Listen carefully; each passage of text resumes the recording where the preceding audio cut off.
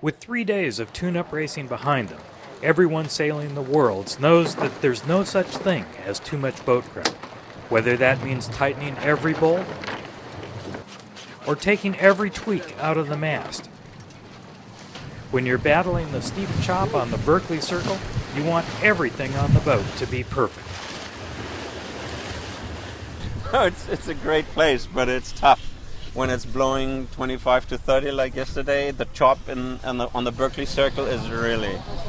So the wind is one thing, but these short waves, you see all the broken masts.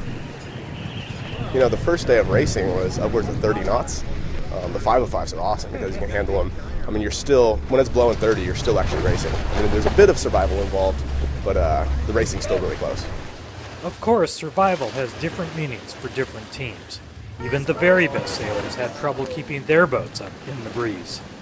We were saying that we were well trained at capsize. Like, you know, we might not be that flash not to capsize in the first place, but we're bloody good at getting out of the water in a hurry and get moving. So, you know, where are your skills lay? I said to Chris going upwind the other day in the last race when we were in third again, I said, should we just tip over here just to keep it going? Just for a bit of action. You know, a 505 is still a dinghy. You know, you can throw the thing around and you can sail it like a normal boat. I suppose we rake the mast more than we used to in the old days. You know, we've got more gadgets on the boat sometimes, but they're not that different. You know, minimize the mistakes, go fast, sail consistently. It's really the guys who are winning can make the boat go fast consistently around the course. And I think everyone else is kind of fast at times, slow at times, fast at times. And so just kind of consistently get the boat going is really key.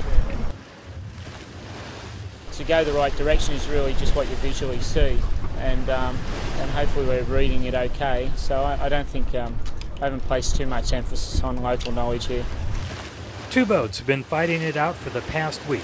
They spent much of that time trading firsts and seconds in the heavy breeze.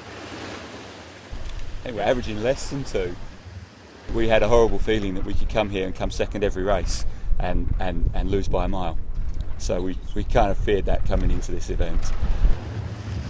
If you look at the scores, we had a bunch of bullets, but they had a bunch of seconds and they weren't that far behind. Because it's so close and they're quick, I think it's going to take, you're going to have to win races, and it's going to be a good battle to the end.